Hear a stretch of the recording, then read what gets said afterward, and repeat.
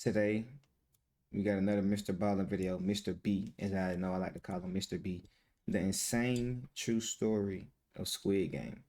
I know the elites be doing shit like this, but I want to see him tell the story because he get me in it. Like, I'm talking about in it. You know what I'm saying? I'm talking about in it. Today, we're going to look I'm at talking three about stories. One afternoon in That's a dangerous game to 2009, play. a 38-year-old man was sitting inside of a manga cafe in Seoul, South Korea. So a manga cafe is a lot like a normal cafe. Shit beautiful. You can go inside and buy snacks or drinks. No, hold on. Chat, this shit beautiful. Why the fuck in America we ain't got shit? We need this in Atlanta. Call that bit the goddamn the Spat. Hey, you talking about? Yeah, that's a real good name, the Spat. You need somebody this in Atlanta called the Spat. Niggas smoking these bitches.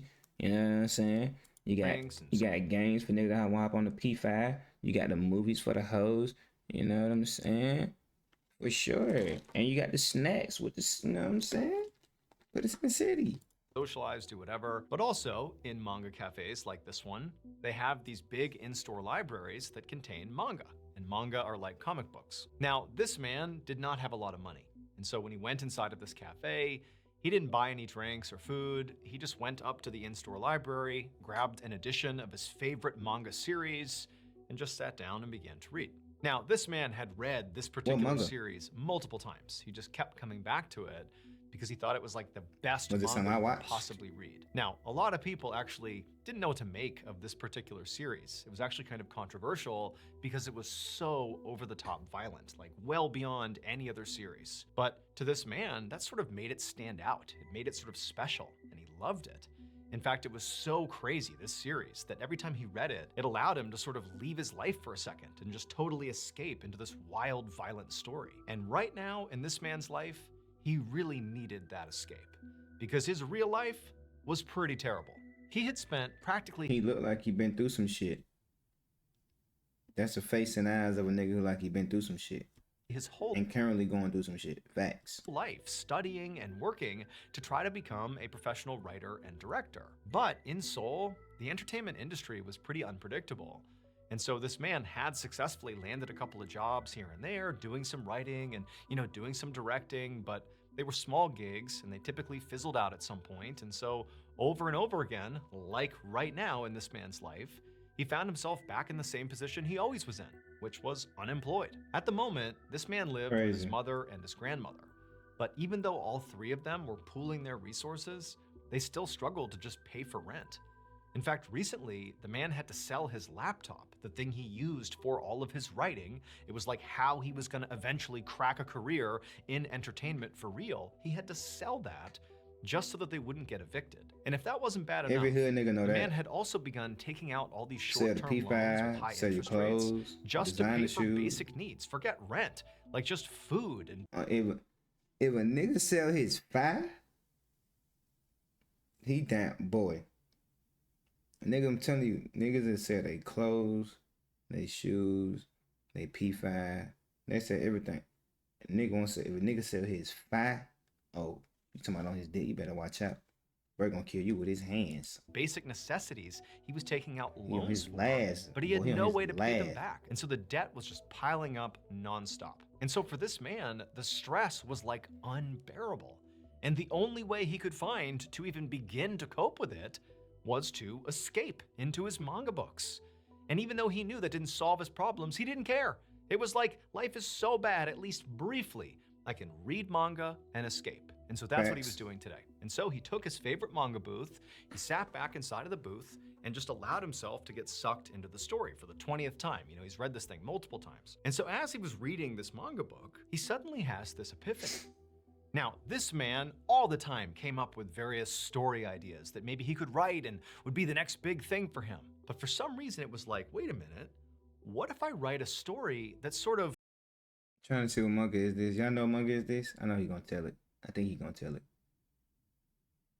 I don't know. Loosely based or at least inspired by my favorite piece of writing, this manga series.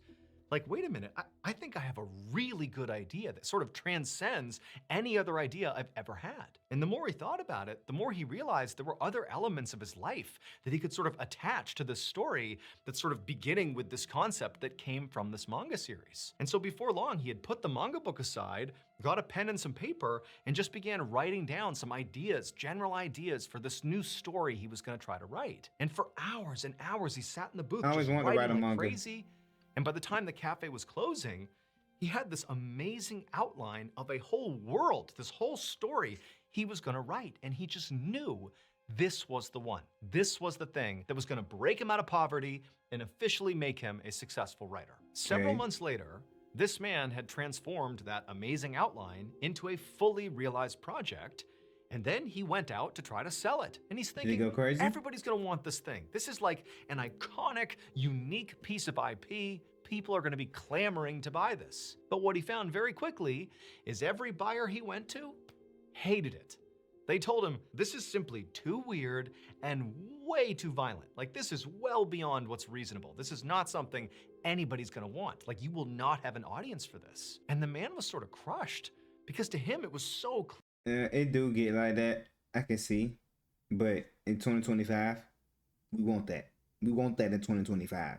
So I want to know what year this is. Clear, this is an amazing idea. This story is so good. People that have experienced real poverty, who understand the lengths that people will go to make money when they're desperate, they'll relate. This nigga was locked in. Look at his room. This man got tomato soup, spaghetti sauce, then got cans of shit. I don't know what the fuck this is. Then got books. This nigga bet. God damn, niggas in the hood can't say they doing bad. God damn. And he said there was 3 of them? This. Like, there's a huge audience for this. But the buyers, they didn't see it that way. And so for the next 10 years, this guy kept trying to sell this story. I mean, he really genuinely believed in it. And he figured someone's gonna take a chance on this. They have to. It's too good. But for 10 years, everybody just kept saying, no, it's not good enough. No one wants this. But then, sort of out of left field, 10 years later, a major production studio actually said, you know what? This looks pretty good. Netflix? We'll buy it. All right, this is for the admins out there. This nigga got what? By Netflix? Hold the fuck up. This man's story was Hold the swoosh. Hold the swoosh. This nigga's got a deal by the neck flizzle. Converted into a TV show. By the and neck it premiered flizzle. in 2021. 12 years after the man originally conceptualized of the story inside of that manga cafe. And when this TV show aired, what is it? It was basically a global phenomenon. It's probably overnight. Demon Slayer. It became the most talked about show anywhere in every corner of the internet pretty much immediately. It also made the production company that bought this story $900 million. And the man Who is this? Who is this? Who is this? man who actually wrote the story, Who is he this? also got paid very well, and he won an Emmy. The manga series that this man read that sort of inspired all of this to happen I never seen this. was called Battle Royale. I never seen this. Now I gotta see this. Now I gotta watch this. See Mr. B put you on the shit. And in this series, these students are forced to fight to the death by a fascist government. And so what this man did is he combined that concept, fighting to the death, with something that he himself was dealing with in his own life, which was poverty. And he knew firsthand, the lengths he was willing to go just to make a little bit of money to make ends meet. And he knew other people who, were dealing with poverty were also sort of desperate. And they would go to great lengths just to make ends meet. And he said, okay, let's marry those two concepts.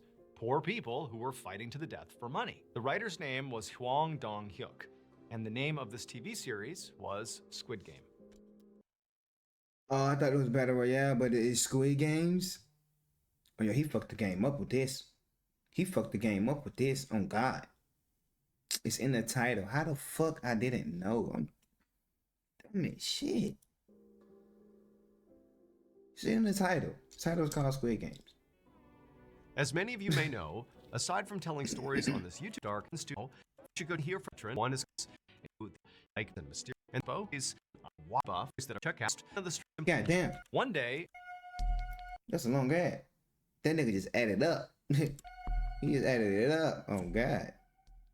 The $4 One day, crown. in the summer of 1953, Get into it. a 30-year-old man named Sam Phillips was cleaning up his recording studio, which was located in a fast-growing city known for their vibrant music scene. Sam had just finished recording a church choir, and now he was getting ready for his next client. And so he was resetting all the equipment and cleaning up. But Sam didn't actually know who his next client would be or when they'd show up. Because Sam's recording studio was pretty unique. Because he was always on the hunt for new talent to sign, he had opened up his studio to anybody who wanted to come in at any time. All they had to do was show up, give him $4, and they could be recorded professionally. This did mean that a lot of times his clients were not very talented, but he felt like it gave him the biggest opportunity to cast the widest net to potentially find his next big star. So that day, Sam finished cleaning up the studio and resetting everything. And then nigga, $4 though is crazy. And waited, hoping that another client would come through the door. What year it is? And eventually, another client did. This young kid, he was 18 years old. He came strolling inside. He had a guitar slung over his shoulder. Sam had never seen him before. Probably Elvis. And right away, he could tell the kid was pretty shy. And the guy came up to him and he just said, "Hey, I work as a truck driver, but I love to sing. I love to play the guitar as a hobby. And I just wanted to come in here and, record a couple of ballads for my mom." And so Sam, again, he took all kinds. He's like, "Absolutely. Give me $4 and we can record these ballads." That might be Elton John. And so the kid handed over $4 and he went into the booth and Sam's like, "All right, you're on." And Sam basically expected this kid to do what most other clients of his did, which was, they'd begin playing and be sort of like not that good at their instrument and they'd sing off key and, Sam just kind of sitting there listening to this terrible music, just waiting for it to end. But with this kid, it was different. Once he began strumming his guitar and singing, it was like he totally broke out of his shell. I mean, he was, at first glance, a very shy, sort of reserved guy, but in the booth, he was electric. He was amazing. And so Sam sat there listening to this kid record his ballads and was just so blown away by how talented he was. And then when it was all done, the kid said thank you. He took his recordings with him and he left. And then once he was gone, Sam just made a point to make a note about this kid that just said, "Good ballad singer, save." Basically, remember this guy because I think he's going to be something special. About a year later, in 1954, Sam was back in his recording studio and he was working with another client. It was this band and they were trying to record some songs. But as they were playing, they decided that they were really lacking another vocalist to round out the sound. And so they asked Sam, like, "Hey, do you know anybody?" Sam's studio manager, who was in the room and overheard the request, immediately chimed in and said, "Hey, Sam, what about that 18-year-old ballad singer from last year? He was great. Maybe he could be the vocalist." And so Sam was like, "Yeah, I'll give him a call." So he called this young man. Who is it? And he was like, "Yeah, I'll jump in there and record some vocals. That'd be great." So the young kid, the truck driving, beautiful ballad singing kid, came back to the studio. He hopped in the booth with this band and they began playing together and they sounded terrible. Now, the young man was still very much a great singer. Like Sam could clearly hear his voice cutting. Well, I thought he was gonna kill him, but I thought they did awesome, great, perfect. This nigga said they ass. The young man was still very much a great singer. Like Sam could clearly hear his voice cutting through all the noise, but it was like the kid and the band had no chemistry. I mean, they just met each other, so it's not that surprising. And the music that the band was trying to play just didn't really line up well with this kid's vocals, and so it just wasn't working. And so Sam clearly could see that. He couldn't really tell if the band or this kid could see that, and so he said, "Hey guys, for right now, just take a quick break." And so Sam ended the recording, and the band and the kid, they left to go get a drink, and Sam left the booth and went into the control room, which is basically right next door, but does not have a line of sight into the booth. And he was just in there to sort of collect his thoughts and just kind of reset for a second. But then at some point, he hears the sound of music being played back in the booth where he'd just come from. Except the music was different. It was really upbeat, it was fast, it was loud, and Sam could clearly hear the sound of that kid, the truck driver, the amazing ballad singer. He was just going to town, like he was singing at the top of his lungs, and it just really sounded like something was going on in there. And so Sam left the control room, ran into the booth, and he goes in there, and when he got in there, he saw the band and this kid just totally rocking out. It was like they suddenly had amazing chemistry. The kid, the truck driver, the amazing ballad singer is jumping all over the booth. I mean, he's totally into the song. And the band very clearly was sort of following the kid's lead. They were basically playing music to match the kid's energy. And Sam is watching this and listening to this, and he's thinking, I have never heard music sound like this before. They robots. Like, this is a new type of music. They robots, chat. Fuck that. Ain't no way you just got in sync like that. They robots. That I'm witnessing. I mean, it gave him goosebumps. He couldn't believe it. Like, this is a brand new thing. The sound was sort of a cross between blues and rock and roll. It was a little bit too fast for blues and too slow for rock and roll, but it was something really unique. Jazz? And all Sam could think as he's watching this happen and as he's listening to this is the kid, the truck driver, the ballad singer. He's the star. It's so obvious. Like, this is coming into being because of him. That's the person I've been looking for. Duh. That's the star that I've been trying to sign ever since I started this recording studio. And so that very night, Sam and this band helped the kid record his first ever single, which was called That's All Right. And once that song hit the airwaves, that kid did become a star, practically overnight. So I don't know he for catapulted sure into music fame that few Pictures ever in black achieved. and white. He literally would become one of the most famous musicians to have ever lived. Sam's studio was called Sun Records, and it was located in Memphis, Tennessee. And the young kid, the truck driver who sang amazing I fucking knew it. I fucking knew it. I should have betted my life on this shit. ballads, was none other than Elvis Presley.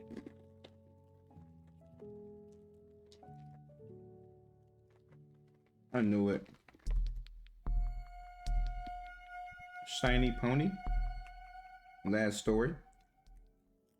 On the evening of March 31st, 2012, a 40-year-old man named Justin 10 out of 10 was video standing so in the far. corner of a boxing ring inside of a convention center in Ottawa, Canada. He could hear the screams of hundreds of fans in the stands all around him, and he knew thousands more were watching him on TV. And Justin was pretty nervous, because this was not only the most important boxing match of his whole career, but it was also his very first boxing match of his career. His reputation and his future were riding on the outcome of this match. And Justin knew he was massively the underdog. Justin looked across the ring at the other corner, and he locked Yeah, I don't know what this is. eyes just for a second with his opponent, whose name was Brass Knuckles Brazeau. He had served in the Canadian military, he had a black belt in karate, and he was notorious for packing an insanely strong punch. He'll beat the shit out you, boy. Brass Knuckles Brazeau. And pretty much everybody who had been following this fight up to this point didn't just think, you know, oh, Brass Knuckles is gonna beat Justin. No, the thought was Brass Knuckles is going to destroy Justin. And not just because Brass Knuckles has a reputation for a strong punch, but because Justin had a reputation for being totally soft and pampered and just not somebody at all that was viewed as being tough. I mean, the idea that he was even in the ring at all, about to, you know, fight anyone, was a huge shock. I mean, Justin didn't seem like the type who could win any fight, let alone against this guy. And in fact, as soon as Justin had... Why would they put Justin against a nigga who punch on shit? Crazy work. Even they wanted him to get knocked out. The announcers, who were trying a little bit to stay neutral, couldn't help but begin making fun of Justin.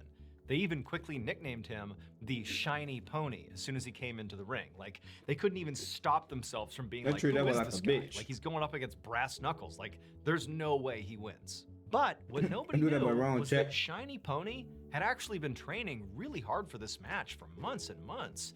And he felt like, you know, despite what people thought of him, you know, given the fact that he's nicknamed Shiny Pony here, despite his reputation, he felt inside like he was just as tough as Brass Knuckles, and he did stand a chance here. So, when the bell rang for the first round, Shiny Pony got up, and he charged across Brass Knuckles in the blue, Shiny Pony in the red. Across the ring and immediately started swinging at Brass Knuckles. And none of them landed. Brass Knuckles avoided every punch and just managed to count. I can see. He punching like he's trying to soften up the pillow. Punching. Counter and destroy Justin like pretty much immediately. I mean, he was pummeling the crap out of Shiny Pony, and the announcers are like, oh my God, he's getting mauled. But they knew it was coming. They were kind of laughing as they were saying it. And like Justin, he knows he's getting destroyed. He's not even trying to throw punches at this point. He's just trying to stay on his feet. And at some point, Brass Knuckles really squared him up and hit him right in the jaw with one of his famous right hooks. And Justin's like about to fall over, and right at that moment, the bell rings again. The round ends. Say about the bell like he's Somehow, you know, Shiny Pony's still on his feet, but barely. but he survived the round. And so Shiny Pony kind of stumbles his way back over to his corner, and Brass Knuckles very calmly and casually walks to his, barely affected by that round. And so for the next several seconds that the two men were sitting in their corners, Brass Knuckles is basically just relaxing until the next round starts. But over in Shiny Pony's corner, like the medic is working on his face because he's bleeding everywhere, and Justin's coach is telling him, oh, you gotta do this, you gotta do that. But for Justin, it was like he had gotten so smashed during this round he could barely even think. But despite all the noise and the chaos, all he could think in his head was, I can't give up. They think I'm that guy that's gonna get pummeled and beat, and no one's gonna ever let me live this down. I have to go into this next round with reckless abandon. I have to find a way. That's how you get your ass knocked out. Go in there, come cool and collective, dodge his shit, and wham his ass. That's what I do. I'm a real banger. I'm a real spender family member. You know what I'm saying? To stay in the fight, I have to go all in. And so the bell rang again. And Justin, the Shiny Pony, gets up, and again, he goes across the ring over to Brass Knuckles, except this time, when he starts throwing punches, they land. And surprisingly, it was like every single punch he threw, it was rocking back Brass Knuckles. He was taking hit after hit, and Justin knew, like, this is working. And Justin, like, he can't believe it. But he's just riding it out, like hitting it as hard as he can over and over. And the announcers, they don't even know what to make of it. Like the Shiny Pony is coming out here, being the Rumble Pony here, just destroying Brass Knuckles. All right, change his name from Pony. I'm tired of hearing it. And so when the bell finally rang after round 2, it was Brass Knuckles who was barely on his feet, stumbling back to his corner. That boy out. And it was Shiny Pony, who was, winded, but totally fine. And he went back to his corner, and it was like everybody was in shock. Like, wait a minute, now it's 1-1? Like, this guy's supposed to be a coward, a weakling. Like, how did he do that? And so this time, in the few seconds between rounds 2 and 3, Shiny Pony is in his corner, and he's looking across the ring, and he's staring at Brass Knuckles. And Brass Knuckles was kind of like averting his gaze. He looked totally gassed. He looked scared. Like he couldn't believe he was potentially about to lose to the Shiny Pony. And for Justin the Shiny Pony, that was all the motivation he needed. He knew mentally he had an edge in his opponent. And so when that bell rang for the third round, Justin got up and he went over there to Brass Knuckles and just pummeled him, just over and over, blasting him in the face. And eventually he struck Brass Knuckles in the nose hard enough that his nose kind of exploded and began bleeding everywhere. Oh no! And the ref actually had to step in and separate them.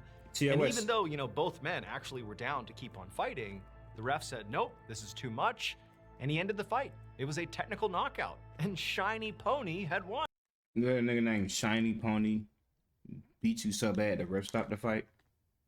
You can't fight. Change your name from Brass Knuckles. Just call you Dave. Nigga go work at a goddamn plantation somewhere. Now, as much as this victory was huge for Justin, water plantation. The truth was, Justin was not trying to become a professional boxer or really be in the boxing world in any capacity.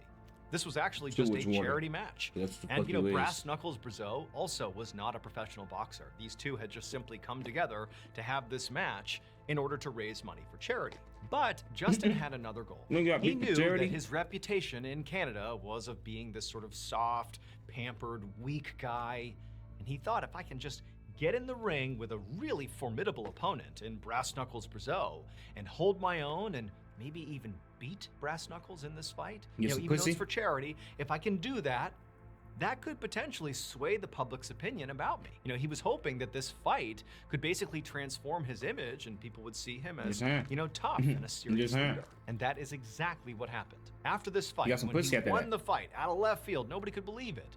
It was like he was the talk of Canada for a little while there. They're like, oh, look, Justin the Shiny Pony is actually, a little more serious than we thought he was. He's a pretty tough guy. And so Justin would use that momentum from the fight to eventually land the one thing he wanted more than anything else. He would get elected as the Prime Minister of Canada. Oh. The Shiny Pony's full name was Justin Trudeau. No, what? Y'all knew that? Who in here from Canada? You knew your Canada president. Wait, what is he?